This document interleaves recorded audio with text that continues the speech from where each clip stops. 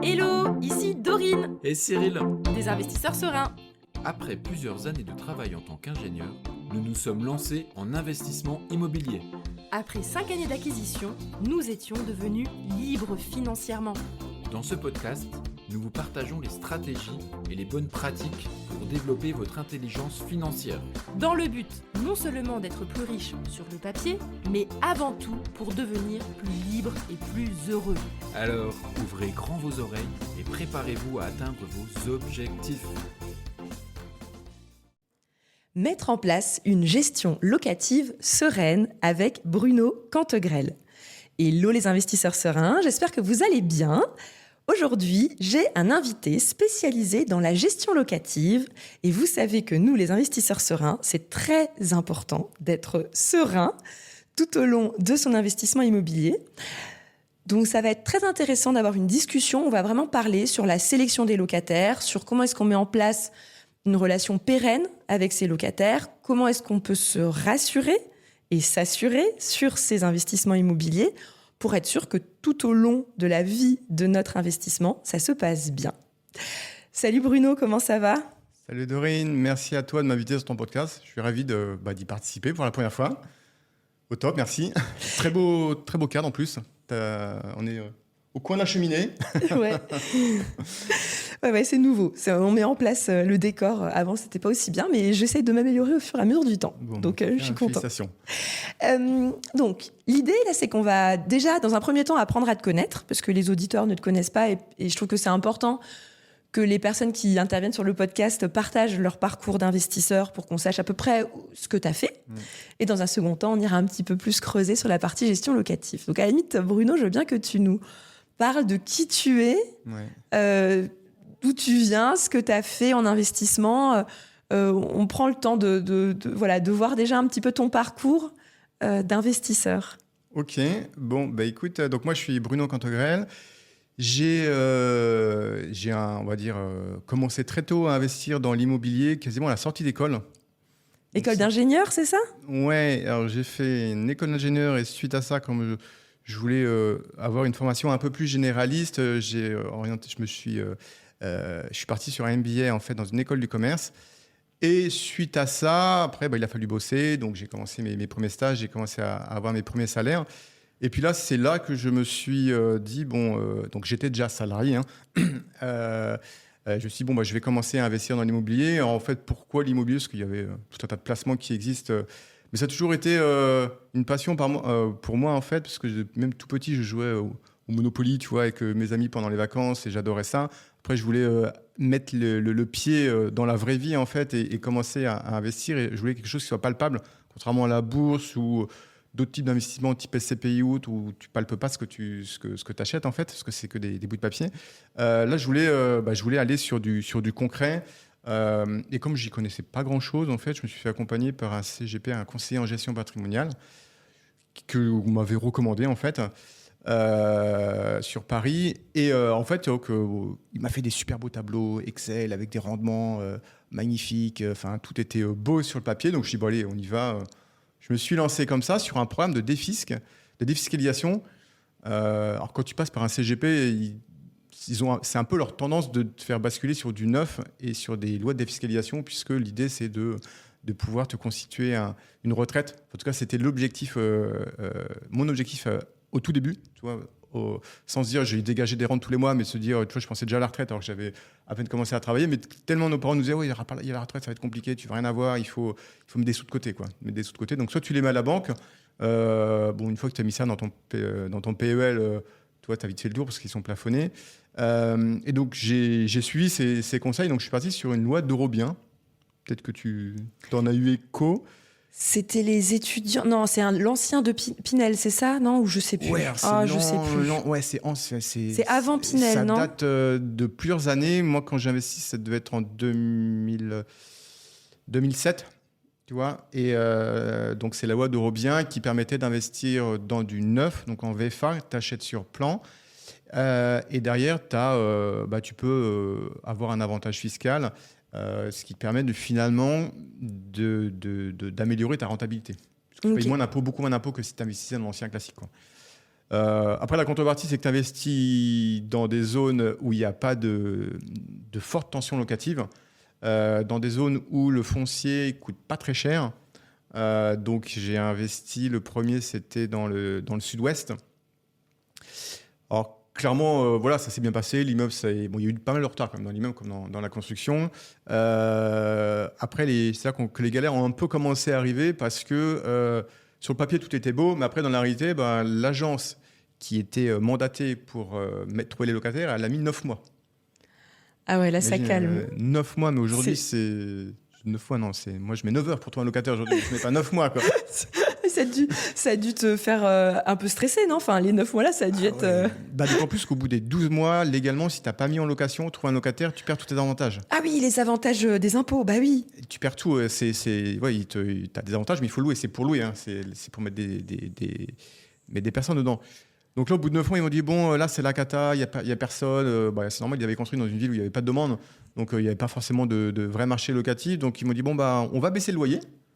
Bon, bien sûr, je n'avais pas eu le choix parce que c'était la condition sine qua non pour qu'ils trouvent quelqu'un. Donc, je crois qu'il y a eu 15% de perte de moins de loyer. Ça, c'est énorme déjà.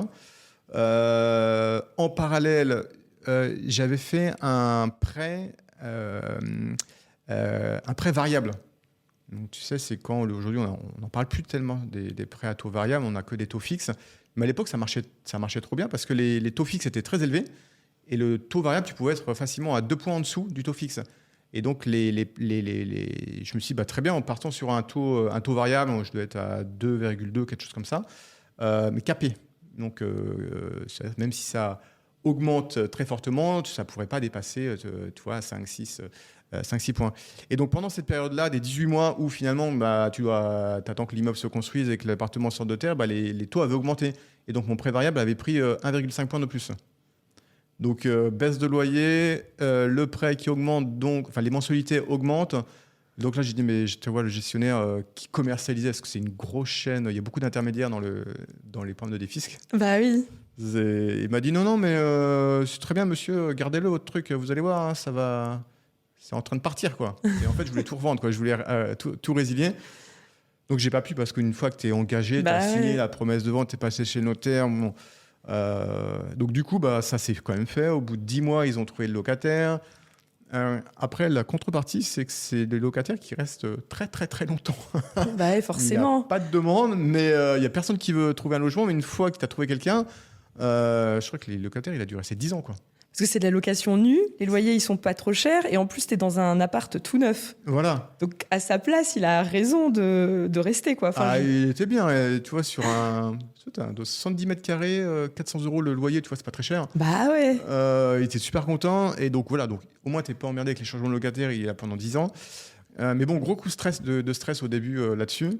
Une fois que ça a été sur là, je dis bon, je vais pas m'arrêter là. Bon, je vais pas refaire un autre de Robien. On arrête, ouais, c'est bon. Mais je me suis dit tiens, on va essayer un autre truc quand même avec où il y aura plus de demandes. Donc du coup, j'ai voulu tester autre chose. Je suis parti sur une résidence dite de service.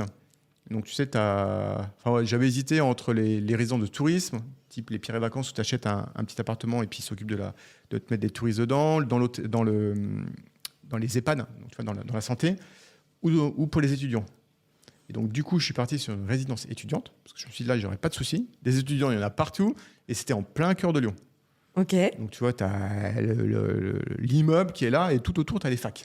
Et pareil, là, c'était plutôt une sorte de programme clé en main Oui, c'était du clé en main, parce que c'était encore dans du neuf. Ok. Programme, donc, ce qu'on appelle en résidence de service, donc tu payes hors taxe. Donc, ça, c'est bien, parce que tu gagnes 10-15 000 € déjà sur le prix. En prix TTC. Dans l'immobilier, tu n'achètes pas de TTC. Ouais. Mais quand tu passes dans ce type de programme, en fait, il y a du hors-taxe. Donc, j'achète avec 20% de moins, si tu veux, le foncier. Et après, tu as un gestionnaire. Donc là, c'est encore un autre mode de fonctionnement. C'est un bail commercial qui te lie avec un gestionnaire qui va gérer la résidence étudiante pour toi. Mais c'est encore sur le papier de la location nue. Là, c'est du meublé. Ah là, ça rentre en meublé. Là, ça rentre en meublé. Donc, c'est un bail commercial. Mais pour moi, c'est des revenus meublés. Et on va commencer par les avantages. L'avantage, c'est que tu as un bail commercial et pendant 11 années, tu as un loyer qui va tomber contractuellement. Qu'il y ait un étudiant ou pas d'étudiant en logement, c'est contractuel, tu as ton loyer tous les mois. Donc ça c'est bien, c'est la sécurité, tu vois. Et par contre, en termes de rentabilité, le gestionnaire, il te prend toute ta marge, quoi. Ah oui. Tu es à 3,5-4% de renta, ce qui est quand même mieux que le PEL, tu vois, de l'époque. Donc du coup, je me dis, bon, ok, ça c'est fait, pourquoi pas, mais l'inconvénient, c'est que c'était loin de chez moi, parce que moi, je suis en région parisienne. Et donc je me suis dit, après, bon, on va faire autre chose, on va faire dans le classique traditionnel, achetons dans l'ancien, des petites surfaces des studios dans l'ancien, que je retape et je fais des travaux et ensuite je remets en location, en location meublée, donc pour des étudiants ou pas, mais en meublé. Et après, j'ai fait que ça. Alors attends, c'est hyper intéressant parce que je pense que tu es l'un des premiers sur le podcast que j'interviewe qui a eu ce petit moment de découverte de l'immobilier via des programmes un peu tout faits, à la fois d'Eurobien et ensuite résidence de service. Qu'est-ce qui t'a attiré en fait au départ ? C'était la facilité ? Ou t'avais peur de passer tout de suite à je fais moi-même mes visites ? Qu'est-ce qui s'est je pense, passé ? la peur de se dire, oh là là, c'est quoi ce truc ? Je suis pas en train de jouer au Monopoly, là, c'est la vraie vie, donc il faut tout gérer, quoi. Et puis voilà, je débutais, tu vois, je suis sorti d'école, donc toi, quand tu as 24 ans, tu sais pas trop, c'est la vraie vie. Déjà, il faut te gérer toi-même, gérer ton boulot à côté. Donc là, gérer un truc que je connaissais pas. Je dis, bon, là, on me propose un truc un peu clé en main, c'est la facilité. Un peu sécure, parce que tu vois, résidence service avec un bail commercial sur 11 ans, tu es comme sécure. Mais j'étais pas là pour chercher de la renta, quoi, tu vois, à l'époque. Ouais, c'était préparer sa retraite, quoi. C'était ça ton leitmotiv. Préparer la retraite et commencer un peu à mettre un pied dedans. Voilà, donc c'était plus le côté sécure, mes connaissances. Et puis voilà, puis c'était aussi loin de chez moi, donc finalement, ça m'a pas forcément rassuré. Et je voulais quelque chose de palpable, tu vois, que tu puisses visiter le bien, avoir une relation avec les locataires, même si ça fait ça enquiquine un peu tout le monde, mais voilà, ça fait partie de la. Tu as un produit, tu le vends, tu as des clients, quoi. Pour moi, les locataires, c'est des clients, c'est pas plus que des locataires. Voilà, j'ai pas eu tout ça en Eurobien, encore moins en résidence de service, parce que là, tu vois rien. Pour te dire, j'avais même pas été visiter les biens quand ils sont sortis de l'eau. Donc ça, c'était pas une mauvaise façon de faire. Mais de par la distance aussi, ça m'avait un peu refroidi. Mais bon, je l'ai fait. C'est une expérience à faire. Après, je l'ai pas reconduit. Tu vois, je suis passé sur autre chose. Ouais. L'IMO classique que tu achètes, que tu passes du temps à parcourir les annonces, à faire les visites, à négocier aussi, beaucoup négocier. Parce que tu as toujours le prix facial que tu as sur Le Bon Coin et autres, mais quand tu grattes un peu, tu peux facilement négocier. Je pense qu'il ne faut pas s'arrêter au prix de l'annonce. Ah oui. Parce que sinon, tu ne fais rien, quoi. Ah oui. Moi, quand je vois les annonces, c'est trop cher, quoi. Encore plus aujourd'hui, je trouve, parce que... C'est hors de prix. Enfin, ouais. Ils exagèrent sur les annonces. Donc voilà, donc ça aussi, tu vois, il faut l'avoir vécu. Tu dis non, même si le bien, tu sais qu'il est trop cher, tu vas le visiter, tu regardes les imperfections. Il y a toujours des imperfections. Là, j'en ai visité un dernièrement. Il y a un locataire qui est là, mais qui est prêt. Le bien n'a jamais été entretenu. Il n'y a jamais eu d'augmentation de loyer. Il n'y a jamais rien eu. Donc toi, après, c'est essayer de négocier parce que tu achètes un bien loué. Donc forcément, tu peux négocier une décote. Il est en mauvais état au sens où il est mal isolé. Donc ça aussi, tu peux, avec le 2025, si tu n'es pas aux normes, ça peut être un problème. Voilà, donc il y a toutes ces petites choses qui finalement, tu dis, bah ouais, l'appartement, il coûte cher, mais ok, va le visiter. Prends le temps de regarder ce qui va pas, la condition du locataire qui veut peut-être s'en aller ou pas. Voilà, donc tout ça, ça se vit en fait, sans compter les visites, et puis toute la gestion effectivement que tu as à faire. Et puis les travaux, c'est le plus long. Le plus long pour moi, c'est l'aménagement. C'est construire le projet, parce que je recherche un peu des ruines. Et finalement, il faut faire des plans, beaucoup de plans. Il faut déposer des permis de travaux, des travaux, des autorisations. Des autorisations. Des autorisations de travaux à la mairie. Enfin, il y a tout un tas de choses à faire, de trouver les entrepreneurs, de tout négocier et aussi à mettre la main à la pâte, parce qu'après, moi, je fais pas le gros œuvre. Enfin, avant, je faisais, mais plus maintenant. Mais après, tout ce qui est finition, je le fais encore. Et donc, tout ça, ça prend vachement de temps. Mais finalement, c'est ce qui est la partie aussi qui m'amuse dans tout ça. Et puis après, trouver les locataires et puis avoir des gens qui restent le plus longtemps possible. Donc, tu t'es mis à acheter des appartes au fur et à mesure du temps. Ouais. Tu as toujours acheté des appartements en copropriété les uns après les autres ? T'as fait autre chose ? Alors, j'en fais pas plusieurs à la fois parce que en fait, ça prend du temps. Et quand tu es sur un projet, si tu dois en gérer un autre à côté, après, là, je fais pas que ça aussi. Donc, j'ai un vie d'entrepreneur. Donc, j'en fais un max à la fois. peut-être un tous les 2 ans. Après, ça dépend des opportunités. Des fois, il ne se passe rien, mais il ne se passe rien. Et puis, oui, donc j'ai fait des caves. Première fois que j'ai mis une cave en location, j'y croyais pas. Je me dis, qui va prendre une cave, quoi? La cave, toi, ça se loue pas. Et finalement, j'ai mis une annonce sur un site spécialisé et le lendemain, c'était loué. Puis je disais aux gens, mais pourquoi vous voulez louer une cave? Ça coûte une blinde, ça coûte 100 € la cave. Vous allez faire quoi de la cave? Non, mais j'ai plein d'affaires, je sais pas où les mettre. Moi, il me faut du stockage. Et en fait, je me suis rendu compte que le stockage, les gens, on garde. Même moi aussi, j'ai tendance à tout garder. Et ça se voit d'autant plus chez les locataires qui n'ont pas d'espace de stockage ou pas suffisamment d'espace de stockage. Parce que quand tu loues un appartement, tu n'as jamais la cave avec. Donc les locataires, quand ils déménagent, souvent, ils ont besoin d'une cave. Ouais. Ou même des propriétaires qui viennent parce qu'ils ont beaucoup de stockage à faire. Donc ça marche bien. Le parking, j'ai fait aussi pas mal de temps des parkings. Par contre, les frais de notaire sont beaucoup plus élevés. Donc, bon, c'est bien parce que c'est des tout petits budgets. Ça se loue bien si tu es dans une ville urbaine où globalement, il y a très peu de bâtiments neufs. Donc, c'est-à-dire qu'il n'y a pas de sous-sol. Parce que dans l'ancien, il n'y avait pas de sous-sol, donc il n'y avait pas de parking. Qu'est-ce que j'ai fait d'autre? J'ai fait les enchères là, récemment. Ça, les enchères à la bougie. Je recommande, si tu as l'occasion de le faire au moins une fois, c'est assez passionnant, assez stressant parce que tu as des bougies qui se consument et en fait, c'est ça qui te sert comme timing pour faire tes enchères. Donc, dans une salle, tu as tous les gens qui disent ouais, tac, donc tu lèves la main en fait et à chaque fois, tu as le commissaire qui fait les enchères qui dit ok, donc ça augmente par palier de 2 000 € à chaque fois. Et puis après, c'est un peu c'est un jeu en fait. Et c'est un peu. Faut pas se laisser embarquer dans le jeu si tu t'es pas mis une limite en amont parce que tu as plein de professionnels, tu as plein de gens du bâtiment qui sont là pour acheter des ruines et faire des travaux. Ou même des marchands de biens, tu vois, qui sont aussi là. Des particuliers comme moi, il y en avait un petit peu, mais pas des masses. Hein. Les gens, ils arrivent limite avec leur marteau, tu vois, leur pied à coulisse et tout ça, tu vois, qui sont là juste pour trouver la bonne affaire et tout refaire des travaux. Donc ça, je l'avais fait. J'avais réussi à remporter le bien. Et quand on te dit oui, numéro 428, tu as un numéro, l'enchère est adjugée au numéro 428, tu dis ah c'est bon, c'est pour moi, mais donc ça s'arrête là. Tu vois, c'est pas du tout la même approche que quand tu passes chez le notaire. Tu as fait une acquisition normale où tu as les 2 mois, tu as les signatures de la promesse, tu as le compromis, tu as les étapes pour avoir un prêt bancaire. Enfin, toi, c'est étaler une vente. Ça se fait pas en 5 minutes. Ouais, je pense que c'est pas mal, peut-être pas pour les débutants, non, je sais pas. De commencer direct par les enchères. Je sais pas. C'est une question que je me pose. Moi, je me sentirais à l'aise de le tenter, mais c'est vrai que... Alors, pour les débutants, il faut... Je pense que c'est stressant. C'est très stressant. Ouais. C'est super engageant parce que faut que tu payes, tu as une obligation de paiement. Bah oui. Donc, si le débutant dit ouais, je me crois dans un jeu et toi, comme je sais pas au Monopoly ou même sur un jeu sur mon ordinateur, je lève la main et puis que on te dit bah oui, ok, t'as le bien.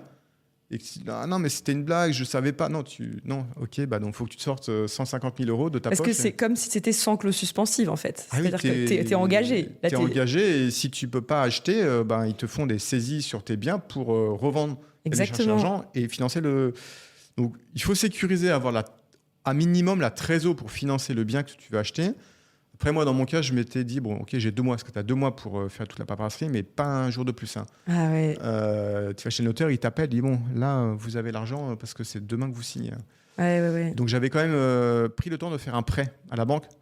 Mais tu vois, un prêt en 2 mois, c'est un record, quoi. Ouais, c'est rapide. Sachant que tu as les 11 jours de délai incompressible lorsque tu as l'offre de prêt. Donc, tu vois, tu perds déjà... c'est en jour ouvrier qui compte. Donc, tu as déjà 15 jours de perdu. Oui. Il ne te reste plus qu'un mois et demi. Un mois et demi, le temps d'aller voir le conseiller, qui te fasse l'offre de prêt, que tu ailles l'assurance aussi, parce qu'il te faut l'assurance du prêt, de monter tous les papiers avec le back-office de la banque qui met généralement 3 semaines à tout valider. Moi, je l'avais eu à 1 semaine avant la deadline, quoi. Bah oui, c'est ça, parce qu'en fait, c'est pas 60 jours pour obtenir le oui d'un banquier, c'est 60 jours pour avoir l'argent sur le compte du notaire. Du notaire, quoi. C'est pas pareil. Donc ça, c'est un peu le stress, quoi. Donc c'est pour ça que il faut soit avoir la trésor à côté au cas où. Si tu l'as pas, c'est que tu aimes bien prendre des risques au niveau de ta banque. Mais voilà, c'est vrai que c'est peut-être plus pour des gens qui ont déjà l'habitude d'investir, où il faut vachement bien connaître le quartier. Bah, le secteur. Le secteur, parce que tu vois, c'est des enchères. Donc l'idée, c'est d'acheter moins cher et pas plus cher que le marché. D'avoir visité le bien en amont, de peut-être venir avec une entreprise. Parce que généralement, les biens aux enchères, ils sont pas forcément en bon état, quoi. Ok. Trop bien. Donc, tu en as acheté combien des apparts aux enchères au final? Là, j'en ai acheté qu'un. Ok. Mais j'y suis retourné. Ah non, je m'étais inscrit pour une autre vente aux enchères, mais c'était des enchères. Comment ils appellent ça? Suite à une. Le propriétaire ne payait plus. Il avait énormément de dettes. Ok. Et donc, en fait, c'est pas les mêmes types d'enchères. Moi, dans le premier que j'ai acheté aux enchères, c'est des enchères par adjudication. C'était une succession. Ok. Donc là, tu n'as pas de risque parce que l'appartement, il est vide, il est pas occupé, tu l'achètes tel quel. Mais pour les autres enchères où là, c'est parce que tu as des saisies ou tu es un mauvais payeur, le bien que j'avais visité qui était aux enchères, il y avait encore quelqu'un dedans. Ouais. En fait, on te dit, tu achètes tel quel. Après, tu te débrouilles. Hein. S'il y a quelqu'un dedans, nous, on ne va pas le savoir. Donc, vu qu'à la base, c'est quelqu'un qui ne peut pas payer, qui a des dettes, tu dois te retrouver déjà avec un locataire en impayé. Donc, ça commence bien. Donc là, je m'étais désisté. Tu vois, je dis non, finalement, je vais pas y aller. Donc voilà, toutes les enchères sont pas bonnes à prendre. Après, il faut regarder le contexte aussi. Pourquoi le bien il est mis aux enchères? Parce qu'après, si tu mets 3 ans pour récupérer le bien, plus après encore 6 mois de travaux, tu vois, ça peut. Ok. Ok, donc c'est trop intéressant parce que t'es un peu touche à tout. Parce que à chaque fois, tu changes. Enfin, t'as eu beaucoup d'expérience entre le Dorobien, le maison de service, des appartements simples, appartements achetés aux enchères, cave et t'as dit parking, voilà. Et combles. Là, le prochain cas, c'est combles. Les combles. Ok. Alors ça aussi. Alors, si effectivement il y a des gens qui ont déjà des. Moi, c'était mon cas. Je n'avais pas forcément l'idée, mais dans l'immeuble où j'avais déjà acheté un studio, on pouvait accéder aux combles. Et je me suis dit, les combles, ok. Alors les combles, si tu peux pas y vivre, hein, tu as à peine 1,50 m sous le fait, donc tu tiens à peine debout. Je me suis dit, ouais, pourquoi pas, on peut peut-être faire quelque chose. J'ai mis peut-être 2 ans à monter le dossier auprès de la mairie, parce que là, ça demande une autorisation de travaux, un permis de construire. Là, c'est un permis de construire. 1 an pour faire tous les allers-retours, parce que avec les PLU, c'est super compliqué maintenant. Ensuite, il faut passer au niveau du syndic, parce que tu achètes en fait un espace commun à la copro. Ouais. Donc, il faut que tout le monde soit d'accord. Donc, ça, c'est aussi compliqué, parce que tu as toujours des gens qui disent non, pourquoi ils achètent, ou ils n'ont pas envie, ils ne comprennent pas le projet. Ils voient pas ça les inquiète. Ça les inquiète, il va y avoir du bruit, il va y avoir Ils vont faire de la fête dans le grenier. Donc, voilà, on a dû passer 2 AG, je ne me demande pas pourquoi, mais il manquait toujours un truc. Donc, tu vois, tu perds facilement 2 ans. Et là, les travaux vont commencer. Après, sans compter les problèmes d'assurance aussi, parce que là, c'est autre chose de faire de la rénovation intérieure que de surélever un immeuble. Il y a des garanties qu'il faut prendre en plus, au niveau de l'artisan, au niveau de la dommage ouvrage, il y a tout un tas de choses que je n'avais pas forcément exploitées jusqu'à là, où il faut que tu passes par comment ils appellent ça, des analystes de structure, des analystes pour étudier le sol, si ça va s'écrouler, tout ça. Enfin, il y a plein de métiers que tu ne soupçonnes pas quand tu fais de la rénovation intérieure, que là, voilà, c'était une dimension. Et donc là, enfin, ça va être lancé. Ils construisent des échafaudages en ce moment. Donc c'est vraiment une réhausse carrément. Ah oui, on enlève tout le toit et on le reconstruit plus haut. Voilà, on va faire une sorte de duplex avec toit terrasse. Trop bien.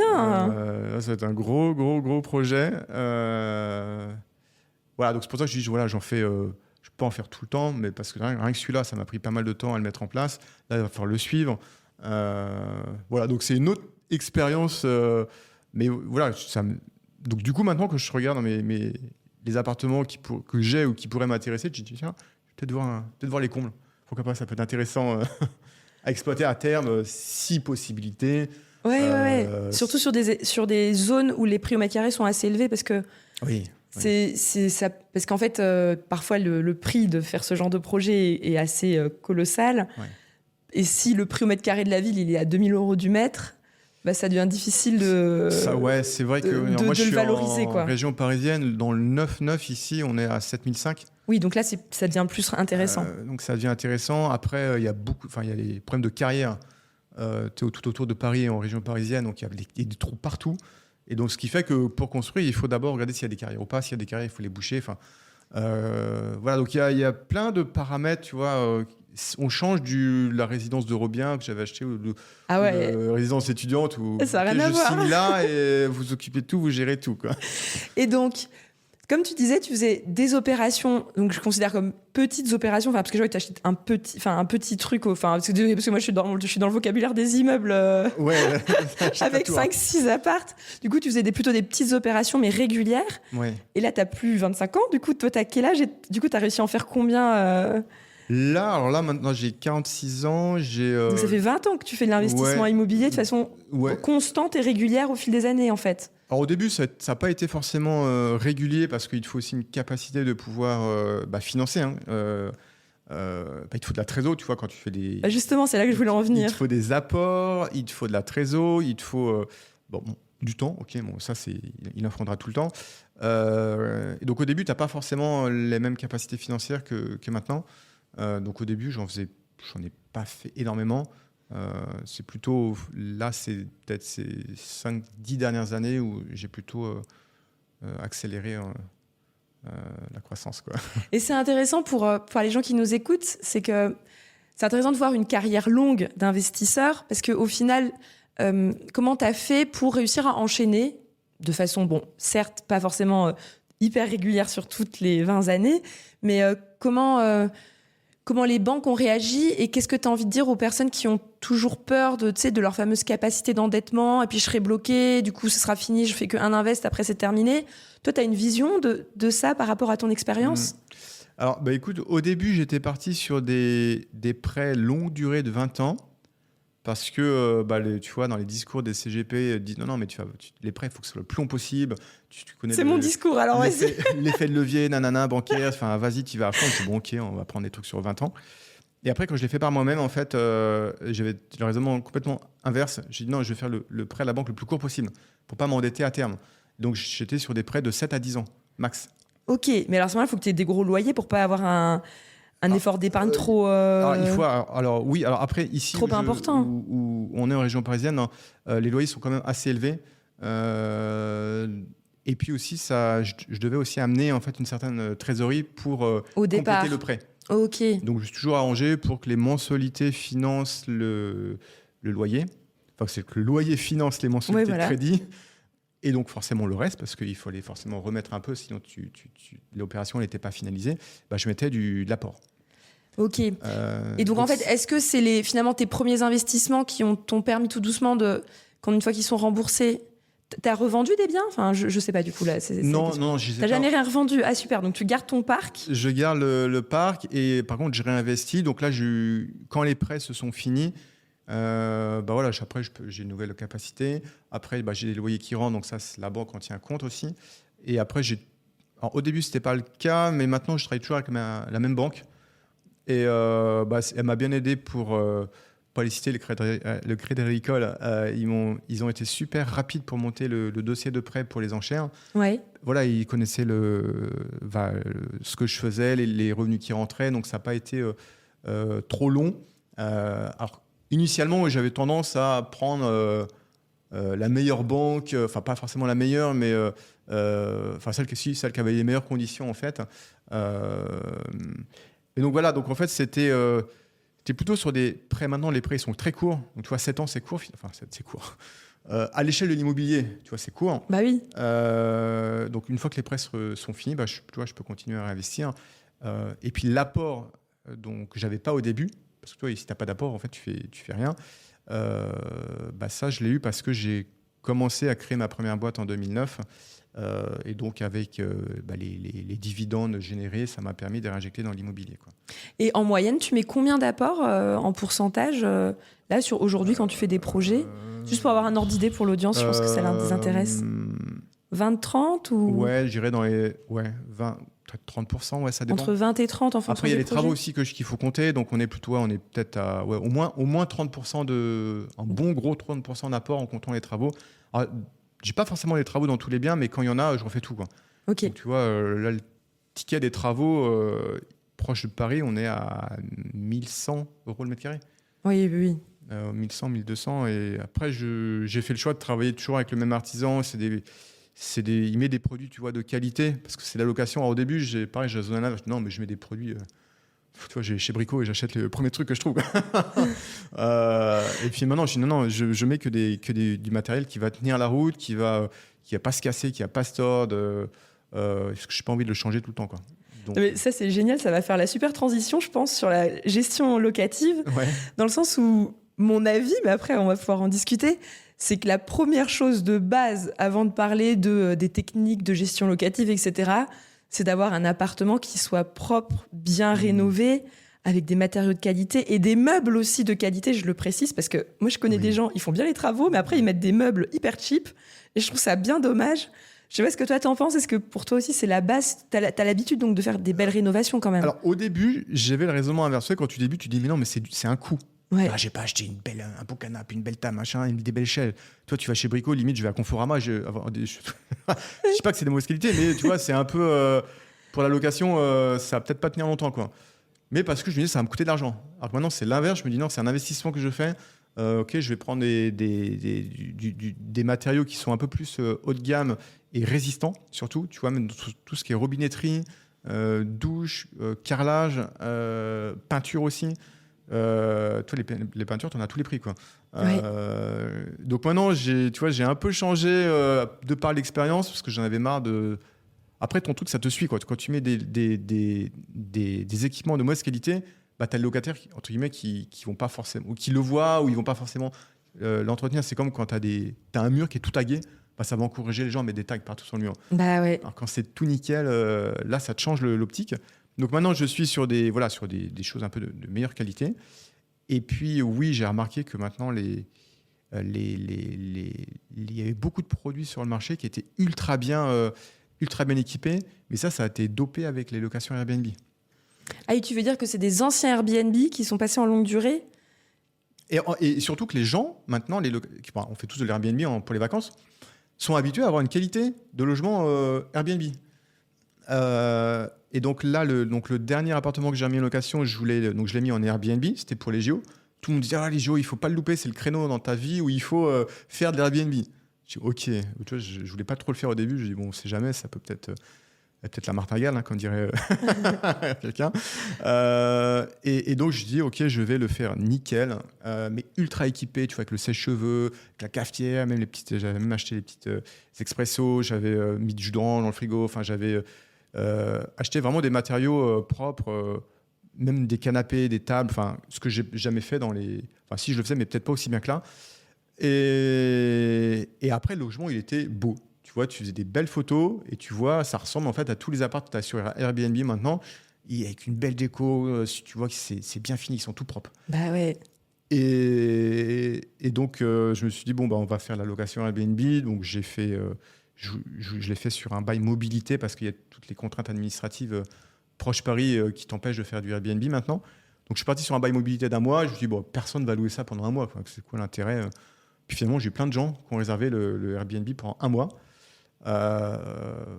Mais le système m'a pas enchanté, donc je l'ai arrêté en fait, parce que tu vois pas les gens, tu sais pas qui va te réserver, tu as juste une notification de Airbnb, vous avez un paiement effectué de je sais pas qui, il arrive dans 20 jours, et après tu n'as pas de contact.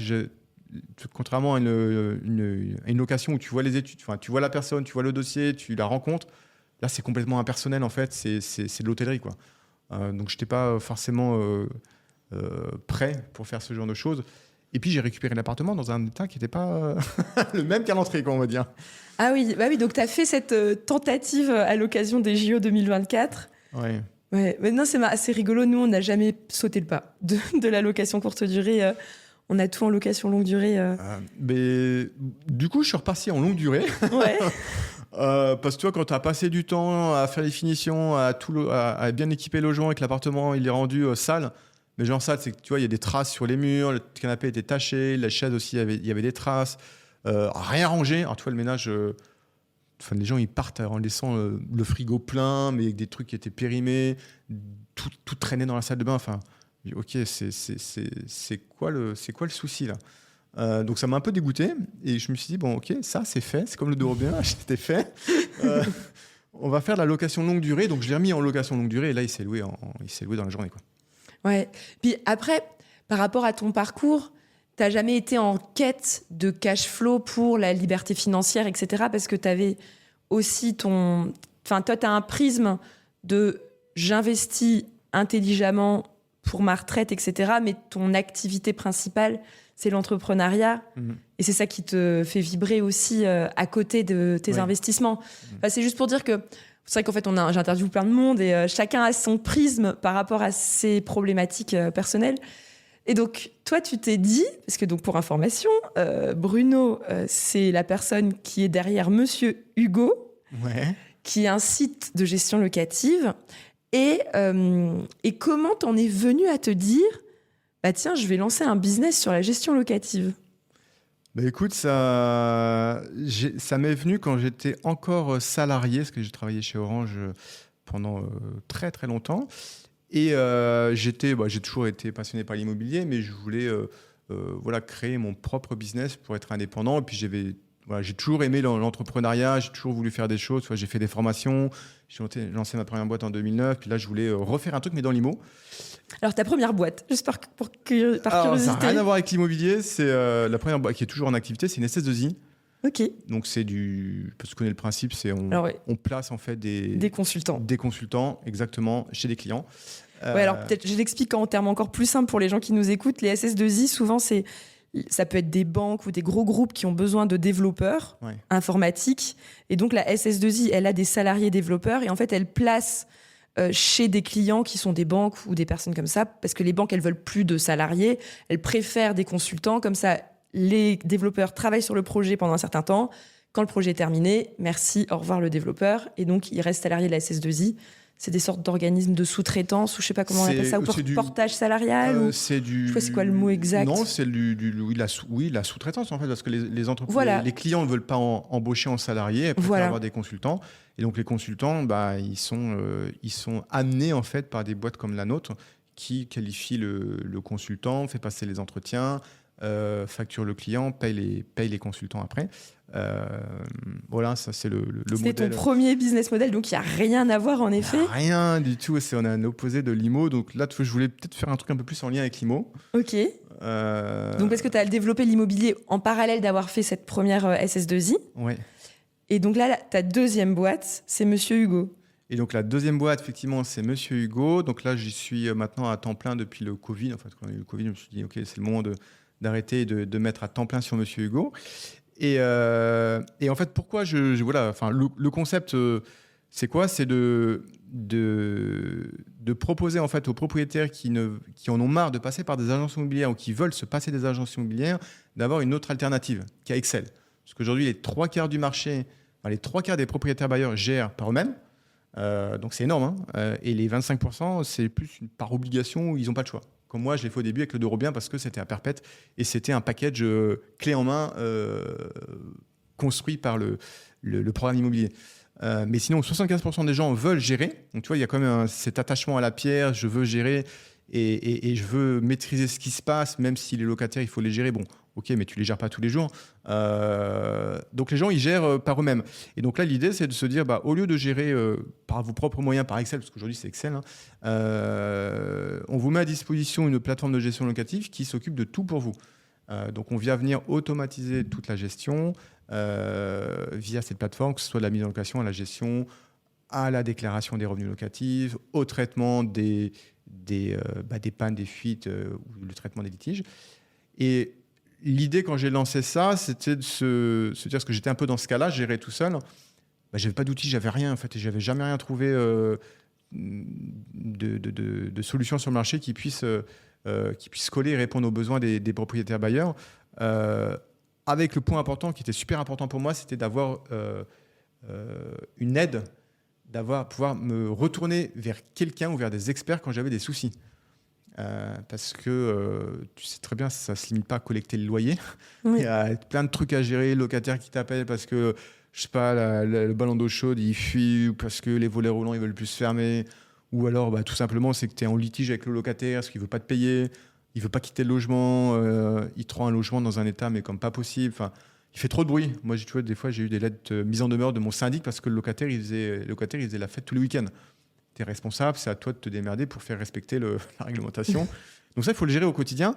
Et donc, je voulais pas juste d'un simple outil tout basique. Un Excel amélioré, un truc un peu technique. Technique qui peut faire le taf, mais surtout d'avoir mis en place des process et savoir vers qui me retourner quand j'avais un souci.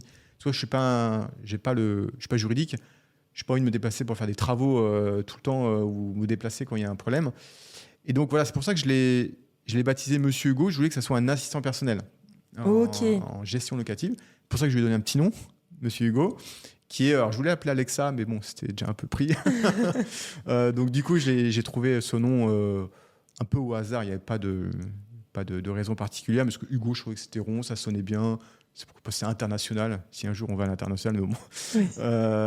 Et donc voilà, c'était un concept que je voulais proposer, d'avoir à la fois tous les outils informatiques pour gérer toute la partie administrative et comptable, et puis de pouvoir appeler un juriste, un artisan quand j'en ai besoin pour me dépatouiller mes affaires avec mes locataires. Ok. Et parce que alors, je connais pas bien ton logiciel. Il y a un réseau sur place aussi qui fait quelque chose, ou c'est une sorte d'outil national où tu as juste des contacts qui te sont donnés? Mais c'est qui fait les visites, par exemple, d'état des lieux d'entrée et d'état des lieux de sortie? C'est quand même toi qui les fais, ça? Alors, c'est juste pour comprendre c'est où la limite de qu'est-ce que je fais et qu'est-ce que je fais pas. Donc, on fait pas juste de la mise en relation. On n'est pas un annuaire en disant tiens, va voir tel artisan ou tel juriste. On est dans un modèle assurantiel. C'est-à-dire que nous, on est courtier en assurance, on est immatriculé auprès de l'ORIAS, qui est le gendarme qui réglemente toute la profession de la banque, de la finance et des assurances, ce qui nous a permis de construire des offres sur mesure avec les assureurs. Aujourd'hui, on bosse avec AXA, on bosse avec Allianz, avec Mondial Assistance, avec Mila. Et derrière, comme on est dans un modèle assurantiel, ce sont les collaborateurs ou les experts des assureurs qui vont se déplacer. Donc, pour les artisans, par exemple, ce n'est pas moi ni mes artisans qui vont se déplacer, c'est le réseau d'assistance de Mondial Assistance, donc il y a plus de 5000 artisans sur toute la France, qui vont être envoyés chez ton locataire quand tu as un souci. Ok. Et ça, tu ne payes pas. Donc, il faut bien comprendre, c'est un modèle assurantiel, donc tu déclares un sinistre, comme si tu avais, par exemple, un problème avec ta voiture. Tu appelles ton assureur, ils ouvrent un sinistre, ils disent OK, pas de souci, on va vous envoyer une dépanneuse et puis on va vous prendre en charge tout ça. Donc nous, on prend en charge le sinistre et derrière, donc on t'envoie un artisan, on finance tous les frais de l'artisan. Si c'est un problème juridique, là, tu as un juriste qui va te mettre à disposition un avocat, on va payer les frais d'avocat. S'il faut les huissiers, on paye les huissiers. S'il faut expulser le locataire, on suit toute la procédure d'expulsion. Et donc, c'est ça qui est important à comprendre, c'est que c'est un package clé en main qui te permet d'être rassuré parce que tu as un problème juridique. C'est galère à gérer les problèmes juridiques, peut-être pire que les pannes. Au lieu de tenter de le résoudre par toi-même ou d'aller sur des groupes, etc., pour trouver la solution, là, tu as un juriste qui s'y connaît et qui va traiter le problème à ta place. Donc concrètement, c'est pour savoir qui fait quoi pour répondre à ta question. Toi, tu appelles notre hotline, tu tombes sur un juriste, donc il y en a plus de 200. Tu expliques le problème à ton juriste, tu dis voilà, mon locataire, il fait du bruit tous les week-ends. J'ai reçu une lettre de mise en demeure du syndic et il me demande de faire le nécessaire, mais je ne sais pas quoi faire parce que j'en ai déjà parlé au locataire. Il dit t'inquiète, je ferai moins de bruit. Puis finalement, il fait toujours autant de bruit. Donc là, le juriste, lui, tu lui expliques le problème. Il va prendre le relais. Donc là, c'est lui qui prend le relais. Et lui, ce qu'il va faire, c'est qu'il va appeler la partie adverse ou écrire des courriers. Donc là, en l'occurrence, c'est ton locataire qui fait trop de bruit. Donc c'est comme si tu avais ton propre avocat dans ta poche. Donc il est là pour te défendre et faire respecter les obligations du locataire. Donc généralement, ils le font à l'amiable. Ça marche bien parce que quand tu as un juriste qui t'appelle pour dire attendez monsieur, la prochaine étape c'est soit je vous mets dehors parce que vous êtes dans le bail ça a été prévu que si tu respectes pas le règlement, etc. Une clause résolutoire qui permet de vous mettre dehors, ou soit vous faites le nécessaire et puis on en reste là. Donc soit ils disent ok d'accord, non mais c'était une blague, on s'est trompé, on savait pas que les risques qu'on prenait. Et s'ils continuent le week-end après, là à ce moment-là les juristes ouvrent une procédure judiciaire. Donc là, ça passe devant le tribunal. Donc après, tout le dossier, il est pris en charge. Ok. C'est un exemple très concret de qui fait quoi. Toi, tu déclares les sinistres. Donc c'est pareil pour un volet qui ne veut pas se fermer. Parce que ton locataire, il dit mais là, j'ai pas pu dormir, le volet, il ne voulait pas se fermer. J'ai pris une douche froide, j'en ai marre. Merci de venir tout à l'heure. Et donc, en fait, c'est vraiment sur la partie gestion, mais une fois que le locataire est en place, mais est-ce que du coup, il y a quelque chose au niveau des entrées-sorties des locataires ou pas du tout ? Alors, pour la mise en location, on fait pas mal de choses, mais pas tout, pas Ok. encore.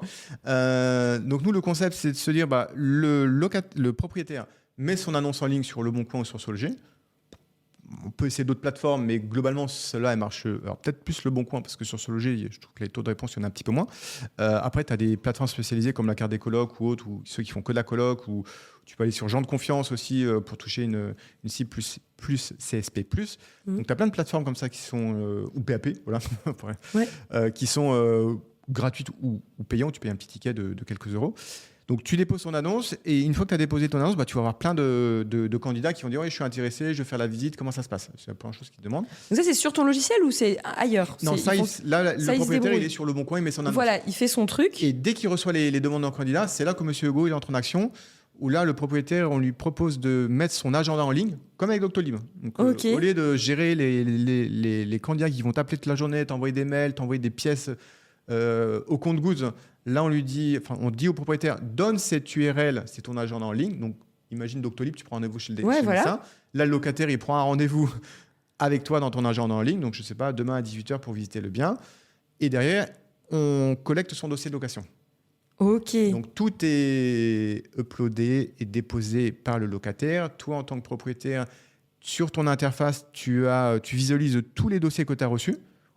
Alors qu'avant, moi, j'avais ma boîte mail Gmail et je me perdais parce que quand tu reçois, j'ai une centaine de demandes à chaque fois. Donc, quand les gens ils t'envoient des dossiers dans tous les sens, un peu au compte-gouttes, puis j'ai oublié ça, c'est vite galère. Donc là, tout est rassemblé pour une lecture facile. Et après, tu peux valider le rendez-vous, le refuser. Tu peux regarder s'ils ont des garants ou pas. Tu peux consulter leur pièce justificative.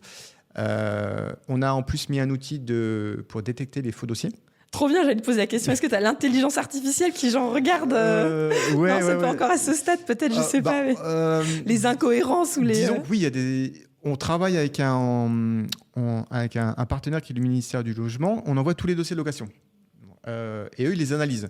Donc, ils ont développé des algorithmes assez puissants. Il y a certainement de l'IA dedans pour détecter les faux dossiers de location ou les incohérences aussi. Et ce qu'ils vont en plus faire, c'est qu'ils vont aller vérifier le salaire qui figure sur le bulletin de salaire et s'assurer qu'il correspond aux revenus enregistrés au niveau du centre des impôts. Bon, ils sont chez eux, donc ils ont toutes les données. Hein. Bah oui. Donc déjà, rien qu'avec ça, tu peux savoir si le gars il a voulu un peu tricher sur son bulletin de salaire. Donc ça, l'idée, c'était de se dire, on veut nous sélectionner que les meilleurs locataires. Parce qu'on n'a pas envie de gérer on n'a pas envie que le propriétaire il ait des locataires à problème. Donc voilà, c'est une sorte d'entonnoir à sélection naturelle du candidat, dans la perspective de faire remonter les meilleurs candidats. Après, c'est toi qui décides. C'est pas moi qui vais te dire, tiens, choisis ce candidat ou ce candidat. Mais au moins, on met à disposition, via M. Hugo, des outils d'aide à la prise de décision. Et comme ça, le bailleur, il a tous les éléments. Après, il y a une part de subjectivité. Alors, on ne fait pas les visites.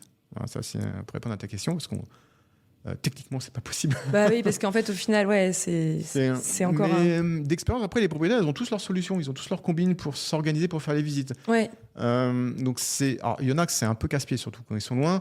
Mais après, avec l'expérience, ils ont soit quelqu'un sur place, une personne de confiance qui peut les aider, soit ils ont trouvé des voisins dans l'immeuble. Enfin, ils arrivent plus ou moins à trouver des solutions, ou alors il y en a, ils se déplacent et ils se font des visites groupées. Ouais. Ou au pire du pire, tu peux prendre aussi un agent IMO ponctuel Voilà. pour juste la mise en location et il te facture son tarif moitié pour le locataire, moitié pour toi et puis voilà. Et donc tu as la solution historique donc d'agents immobiliers, ceux qui ne veulent pas s'en occuper. Après, tu as trouvé une personne de confiance. Donc après, tu as plein de sites, tu vois, les sites de services à domicile, ce qu'on appelle les sites de jobbing. Ouais. Tu dis, voilà, je vends mes services pour faire du ménage, du repassage, tout ce que tu veux. Faire une visite, c'est pas compliqué. Ça ne demande pas de compétences techniques. Donc, tu peux trouver quelqu'un à 15 € de l'heure, parce que c'est à peu près le coût. Tu passes par une agence qui te prend un mois de loyer, à peu près. Ou tu trouves un autre système. Mais ça, les visites, ça, on va dire, c'est toi qui les gères. Et après, une fois que tu as trouvé la personne, nous, on met à disposition une application juridique pour faire le bail. Donc ça plaît aussi énormément parce que les gens, ils ne suivent pas l'actualité juridique, ils ne savent pas les clauses qu'il faut mettre, ils ne savent pas les mentions à mettre dans les actes de caution. Donc nous, on leur dit, arrêtez de vous prendre la tête. Nous, on a fait le boulot à votre place. Et donc, quand tu es sur cette application juridique, tu as juste à préciser les caractéristiques de ton logement, l'identité des locataires, des garants. Et nous, derrière, les algorithmes vont automatiquement mettre à jour ou adapter les clauses du bail pour être conformes à la réglementation. Ah oui, ça c'est super ça. Donc, en gros, ça ne te prend même pas 5 minutes à remplir. Tu as ton bail que tu peux télécharger directement après. Et après, on a mis en place la signature électronique. Donc ça, tout le monde le fait parce que c'est super pratique, quoi. Tu n'embêtes pas à imprimer. Nous, nos baux, ils font une 50aine de pages. Toi, si tu as 3 colocataires et ça te fait 150 pages à imprimer, même plus pour toi, ça fait 200. Enfin, tu vas pas. Puis les gens, ils n'ont plus d'imprimante. Ouais, non, mais et puis en plus, moi, je l'avoue nous-mêmes, nous, ça fait 9 ans qu'on utilise le même modèle. Qu'on avait acheté en payant, je suis certaine qu'il n'est pas à jour. Peut-être qu'il y a eu des changements de loi depuis. Ah oui, je te confirme, il y a eu des changements. Voilà. Mais bon, voilà, je le sais. Mais bon, voilà, nous, on fait avec. Après, c'est aussi par mes connaissances, les gens disent mais pourquoi je vais prendre un bail? J'aime bien que j'utilise un peu comme toi. Non, mais ça fait nos dos. Mais ouais, mais tu sais, par exemple, sur l'acte de garant, l'acte de caution solidaire, il y a des mentions qui ont été modifiées. Et si tu les mets pas à jour, ton acte, il n'a aucune valeur juridique. Ouais, Donc, tu mets un j'imagine. garant et en fait, ça vaut rien, quoi. Sur les clauses du bail aussi, il y a des nouveautés à ajouter. Après, le contrat de location, c'est pas la partie la plus fun, mais en gros, c'est la première chose que tu vas ressortir quand il y a un litige. Bah ouais. Donc les gens se disent bah, le contrat, on s'en fiche, je prends un vieux truc et ça ira très bien. Mais ok. Mais les locataires, ils sont super bien informés maintenant, ils ont des associations qui les défendent. La chose qu'ils regardent, c'est le bail. Voilà, l'acte de caution, bah non, il est pas bon, donc pas de garant, donc tu te débrouilles. Donc ça, il faut y faire attention. C'est aussi des choses que nous, qu'on recommande de ne pas le faire à la légère et de prendre aussi d'autres garanties complémentaires que des garants, parce que les garants, c'est bien, mais c'est plus une aide psychologique. Mais il faut avoir d'autres leviers que celui du garant. Moi, je demande systématiquement un garant. Donc, les gens ont aujourd'hui des garants, c'est plutôt des jeunes. Et ceux qu'on n'ont pas, parce qu'ils ont, je sais pas, impossible de fournir des garants, moi, je mets en place d'autres garanties à côté. Mais il faut un minimum avoir au moins une garantie quand tu loues, pas être tout seul face à ton locataire, quoi. Ok, non, mais là-dessus, je suis d'accord. Ok, donc en gros, moi, de ce que je comprends, c'est à la fois un outil qui aide et facilite la vie de façon juridique et aussi de façon peut-être comptable, de suivre les loyers qui tombent ou pas, enfin voilà. Alors sur les loyers, peut-être un mot aussi, parce que ça, c'est une prise de tête pour pas mal de monde. Donc nous, ce qu'on a voulu faire, c'est sortir des chemins battus parce que moi, c'est comme ça que je faisais avant. Le locataire, il me paye un peu quand il veut. Il faut que j'aille me connecter sur mes comptes bancaires, que je regarde s'il a payé, il n'a pas payé, je relance. Il me dit ouais, je suis en vacances. J'ai déjà eu ça. Oui, j'ai pas de connexion Internet. Ah ouais, c'est ballot ça. Ok, mais j'ai pas à dépendre de tes contraintes. Vous voyez, il doit tomber, quoi. Donc nous, ce qu'on a mis en place aujourd'hui, c'est du prélèvement des loyers. Ça, c'est vrai que ça, c'est précieux, ça. Ça enlève toutes les épines de pied. Alors, parce que normalement, on n'a pas le droit, je crois, en tant que particulier, de prélever directement. Nous, ce qu'on fait, notre technique, c'est la mise en... En fait, on force un peu la main du locataire en lui disant tu mets en place ton virement automatique là, maintenant, tu vois. Donc, on arrive à leur faire faire ça. Ouais. Mais il y en a pour qui, c'est plus ou moins facile de réussir à leur faire faire. Moi, tout le temps, le locataire, il me payait un peu quand il voulait, quoi. Bon, au final, il payait, hein, je ne dis pas, mais c'est toujours casse-pied, tu perds du temps, quoi, à tout vérifier. Et là, avec le prélèvement des loyers, nous, on est la première application à proposer le prélèvement des loyers. Sinon, il faut passer par des agences comme Foncia, toi, qui te font le prélèvement automatique pour tous les locataires. Sauf qu'avec Foncia, tu es payé entre le 25 et le 30 du mois. C'est leur mode, enfin, toutes les agences, hein. Ils te payent à la fin du mois. Nous, c'est le propriétaire qui met sa date de paiement. Je vais te payer le 5. Et donc, nous, derrière, on va lancer les ordres de prélèvement et de virement à la date du 5. OK. Et comme ça, le locataire, il est prêt. Donc, on lui fait signer le mandat CEPA. Derrière, l'argent, il est mis sur un compte séquestre, donc au Crédit Mutuel, et automatiquement, l'argent, il est reversé par virement chez le propriétaire. Ouais. Donc comme ça, si ceux qui ont des colocs, par exemple, tu vois, ils ont 4-5 personnes, on envoie tous les ordres de prélèvement à la queue leu, tous les virements sont faits sur le compte du propriétaire, et derrière, en fait, pourquoi on a fait ça? Parce qu'on aurait pu faire du virement, ce que tu fais, mais ça nous permet, nous, de piloter tous les flux financiers. Bah oui. Parce que c'est la plateforme qui pilote tous les flux financiers. Et grâce à ça, on sait que le locataire, il a payé. S'il n'a pas payé, on peut le relancer. On peut générer automatiquement la quittance. Donc ça t'évite de le faire. On met à jour ta comptabilité. Donc on crée des lignes comptables. Donc on a un petit outil comptable. Donc ça, tu n'as pas plus besoin de le faire. Et puis bien sûr, tu es averti comme quoi ton loyer il est tombé. Donc ça t'évite de te connecter à ton compte bancaire. Donc ça t'automatise en fait toute ta gestion de collecte des loyers, de suivi, de reporting et de comptable. Et donc globalement, une fois que c'est en place, moi mes locations elles tournent comme ça et j'en entends même pas parler, quoi. Après, il faut juste gérer les soucis avec le locataire, problème juridique ou le gars il t'appelle parce qu'il y a un problème sur le ballon d'eau chaude ou autre.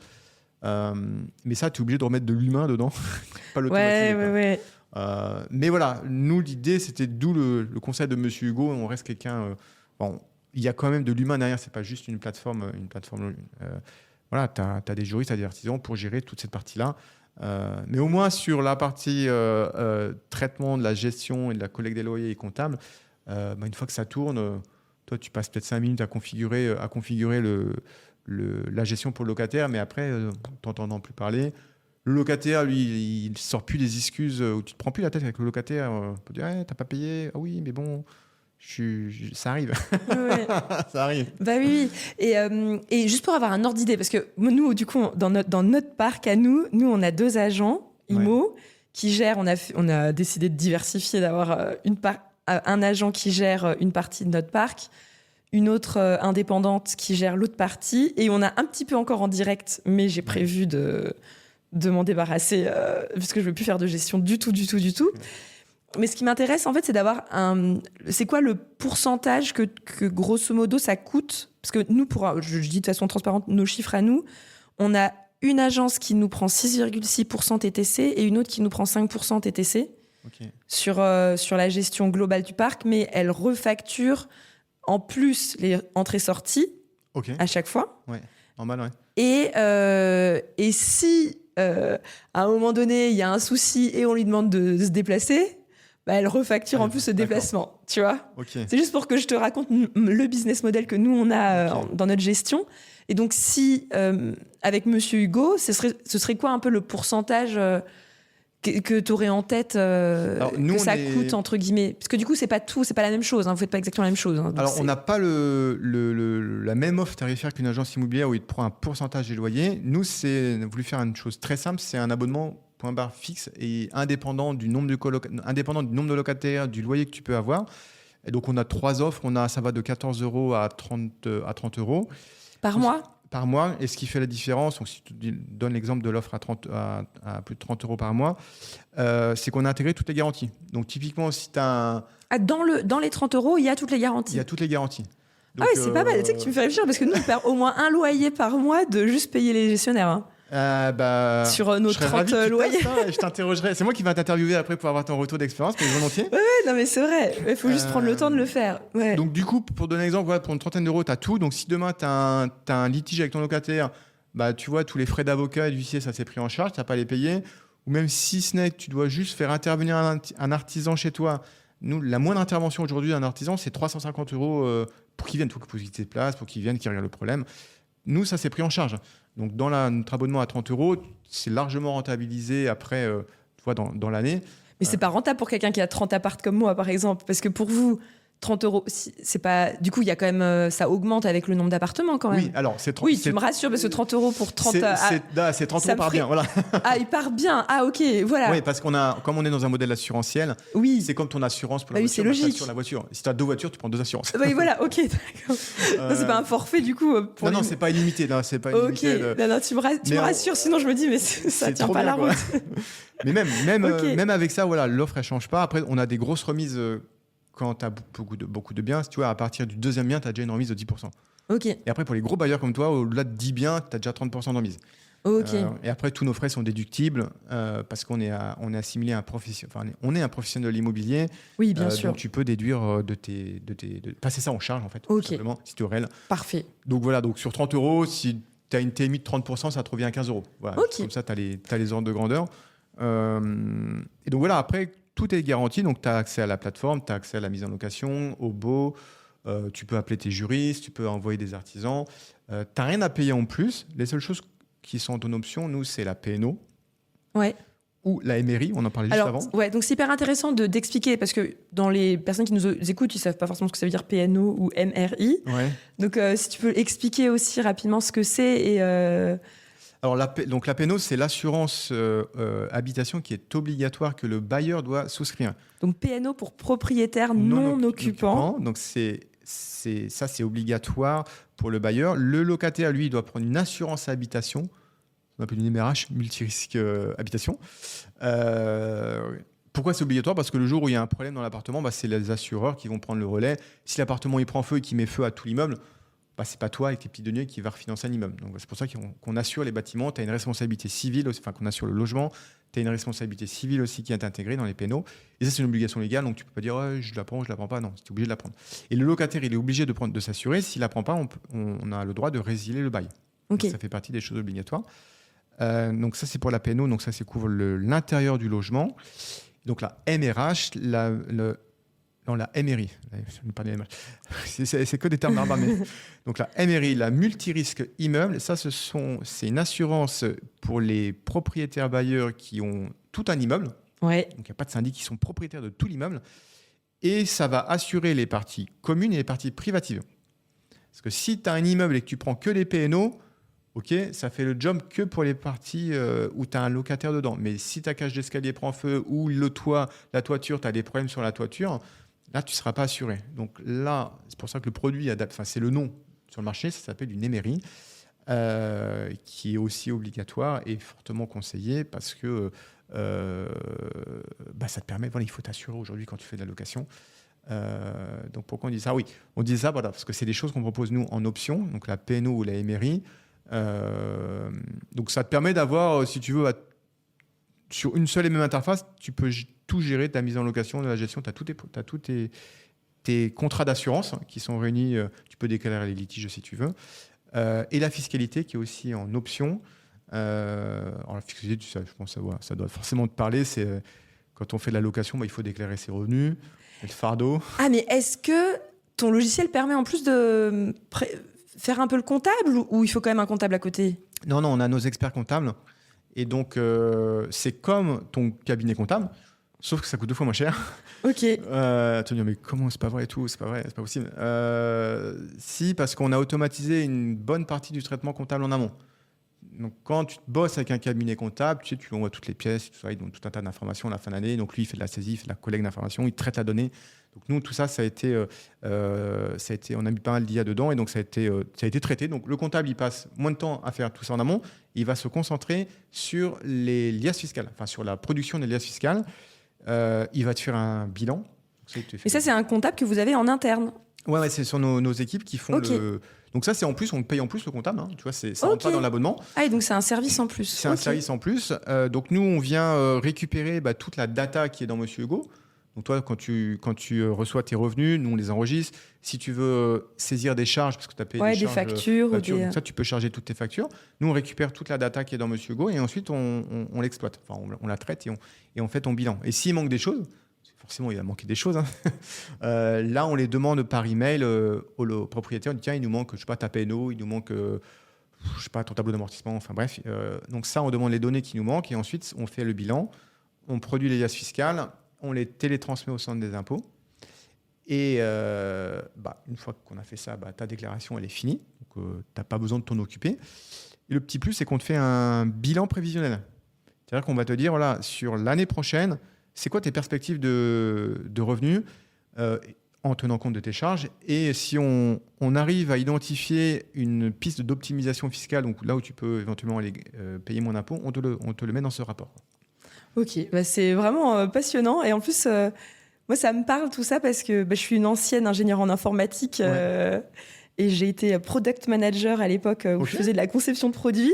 Top. Et je me suis toujours dit, un jour et tout, je referai du logiciel. Mais bon, je pense pas que je ferai pas le même que toi, t'inquiète pas. Mais en tout cas, ça m'inspire de t'écouter parce que je me dis, en fait, on peut aussi... Enfin, je sais pas, moi, je me vois bien aussi développer des choses comme ça un jour, différentes. Je sais pas sur quel sujet encore, ni comment. Mais... Ouais, c'est passionnant, ça me prend un peu de temps. ouais. Mais ouais, c'est passionnant parce que, tu vois, là, aujourd'hui, c'est cool parce que je suis en interview chez toi. Tu vois, j'en profite aussi pour faire d'autres choses, pas que avoir les mains dans le guidon, faire du product, comme tu dis, faire des tests, monter des contrats, faire des partenariats. Après, j'aime bien aussi sortir, tu vois, du bureau et puis... discuter ou échanger partager mon retour d'expérience sur d'autres podcasts. Je trouve ça c'est super fun, quoi. Ouais. Non, mais c'est passionnant. Moi, je t'avoue, j'ai une grosse flemme de me mettre un logiciel. Du coup, j'aime bien avoir mes agents où je sais que j'ai juste un coup de fil à passer. Et en fait, nous, on a mis des mois, voire des années à les former, à faire exactement tout comme on veut. Donc, c'est vrai que nous, notre système, j'ai pas trop envie d'y toucher. Mais je me dis que c'est vraiment intéressant pour des gens qui démarrent et qui... je trouve que ça... Voilà, en tout cas, je suis vraiment convaincue par ton produit, personnellement. Hein. Ok. Bon, voilà. Bah, écoute, ravi. Donc, c'est... Alors dis-nous comment les gens qui ont écouté se disent « Ah, mais attends, ça m'intéresse. » Parce que, alors, j'informe aussi l'audience, c'est que la raison pour laquelle j'ai accepté de t'interviewer, parce qu'en vrai, c'est quelqu'un de ton équipe qui m'avait proposé de t'interviewer, donc je le dis en toute transparence, c'est que tu m'as été aussi recommandé par d'autres podcasteurs qui utilisent ton logiciel, qui m'ont dit que c'était super. Donc t'es pas tombé du ciel. Il y en a donc, pas mal maintenant que j'ai converti. Je pense que ça doit être des podcasteurs qui connaissent. Mais ouais, moi je suis toujours ravi de pouvoir aussi avoir des retours. Maintenant, c'est moi qui les interviewe, les podcasteurs, pour avoir le retour d'expérience sur l'utilisation de Monsieur Hugo. Ils en sont fans. Il y en a plein qui étaient sur Antilla, disant mais ok, ça, c'est l'âge de pierre des années 2000. Ok, on est passé là-dessus, ça marche top, ça marche très bien, on n'a pas besoin de s'en occuper. Donc voilà, c'est aussi ça qui est assez cool de pouvoir avoir ce retour d'expérience, parce que chacun a ses propres habitudes de faire. C'est toujours un peu casse-pied de changer ses façons de faire. Mais quand tu te poses 5 minutes et que tu dis ah ouais, ok, finalement je pourrais peut-être gagner du temps, ou moi je suis protégé juridiquement, ou même, tu vois, il y en a, ils se disent, bah non, moi, le truc sur les artisans, je n'ai pas besoin parce que je suis à côté, c'est moi qui vais faire le truc. Mais par contre, je veux bien rien avoir à faire pour la gestion et la compta. Tu vois, après, chacun peut composer en fonction de ses besoins. Alors, quand tu débutes, tu as besoin de tout. Et les gens, ils prennent tout. Et plus les investisseurs sont chevronnés, et plus ils disent, ah non, mais je vais peut-être prendre juste ça ou juste ça. C'est pour ça qu'on a fait des offres à la carte où tu peux prendre juste ce que tu veux pour contenter un peu tout le monde. Comme quand tu es au resto, soit le menu, soit la carte. Ok. Voilà. Soit tu as beaucoup faim, soit tu es un peu en mode régime. Quoi. Et donc, pour les auditeurs qui se disent, tiens, j'ai envie d'essayer, de regarder, tu as un petit code promo spécial, c'est ça, pour tester pour les auditeurs des investisseurs sereins? Alors, rien que pour toi, donc le code, il est facile, hein, c'est ton prénom. Voilà, Dorine, D-O-R-I-N-E. Voilà, et donc ça donne droit donc, à 5% de remise à vie sur l'abonnement. Donc ça, c'est top. Et dans tous les cas, nous, on propose une période d'essai de 2 mois gratuite. Donc c'est vraiment de l'essai gratuit. Tu n'as pas besoin de sortir ta CB, tu ne sens rien. Donc tu peux tout tester, y compris mettre en place les prélèvements. Et bon, il n'y a pas les garanties. Les garanties, on les met en place quand le logement est assuré. Oui, c'est logique. Mais au moins, voilà, tu peux tout tester. Après, si ça te va, tu peux t'abonner. Et puis, avec le super code promo pour tes auditeurs. Merci beaucoup, Bruno. Merci à toi de m'avoir reçu, c'était super sympa. C'était super intéressant, on a beaucoup parlé de ton logiciel, mais au final, moi, ça m'intéresse. Donc j'espère que tout le monde a suivi jusqu'au bout pour ceux qui sont intéressés. Parce qu'il y en a beaucoup des auditeurs qui ont déjà de l'immobilier, qui ont des problématiques de gestion. Donc je pense que ça va les intéresser. Bon, écoute, ravi, au plaisir. Salut. Salut.